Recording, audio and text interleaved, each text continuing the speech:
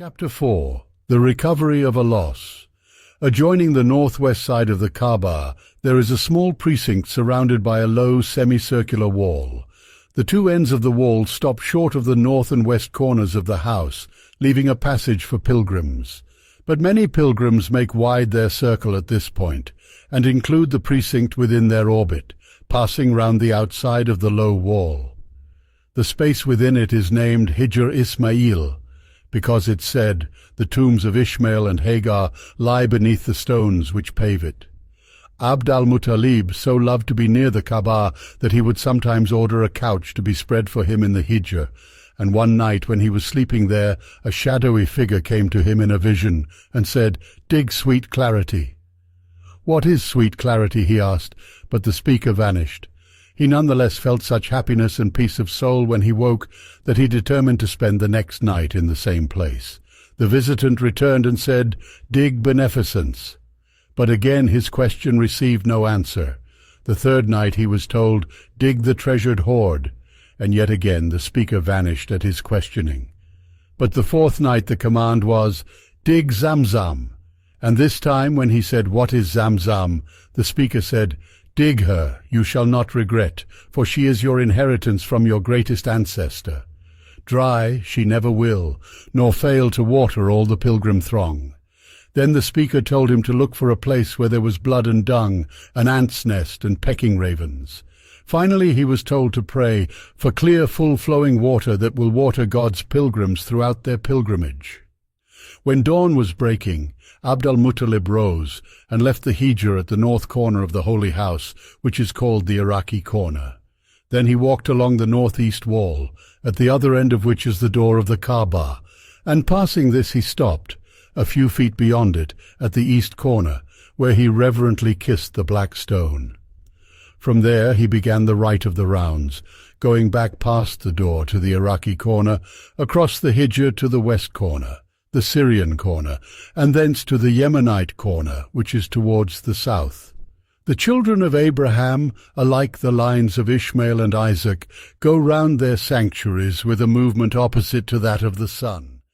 As he walked from the Yemenite corner to the Black Stone, he could see the dark slope of Abu Kubais, and beyond it the further eastern hills, sharply outlined against the yellow light.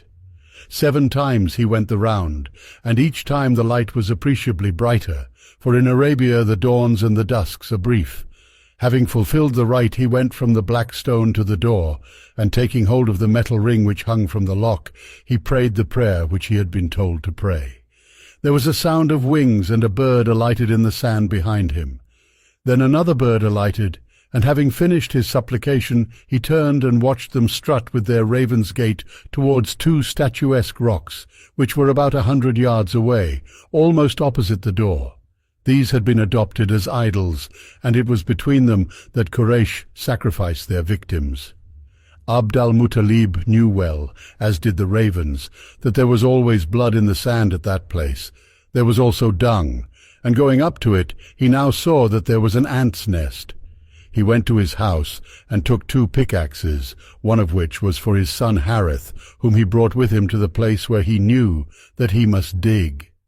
The thud of the tools in the sand and the unusual sight, for the courtyard could be seen from all sides, soon attracted a crowd, and despite the respect generally felt for Abdul Mutallib, it was not long before some of them protested that it was a sacrilege to dig at the place of sacrifice between the idols, and that he must stop.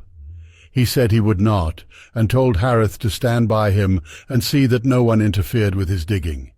It was a tense moment, and the outcome could have been unpleasant, but the 2 Hashemites were determined and united, whereas the onlookers had been taken by surprise. Nor did these idols, Isaf and Na'ilah, hold a high rank among the idols of Mecca, and some even said that they were a Jurhumite man and woman who had been turned to stone for profaning the Kaaba. So Abdul Mutallib continued to dig without any actual move being made to stop him. And some of the people were already leaving the sanctuary when suddenly he struck the well's stone covering and uttered a cry of thanksgiving to God. The crowd reassembled and increased, and when he began to dig out the treasure which Jurhum had buried there, everyone claimed the right to a share in it. Abdul Mutallib agreed that lots should be cast for each object, as to whether it should be kept in the sanctuary, or go to him personally, or be divided amongst the tribe. This had become the recognized way of deciding an issue of doubt, and it was done by means of divining arrows inside the Kaaba, in front of the Moabite idol Hubal.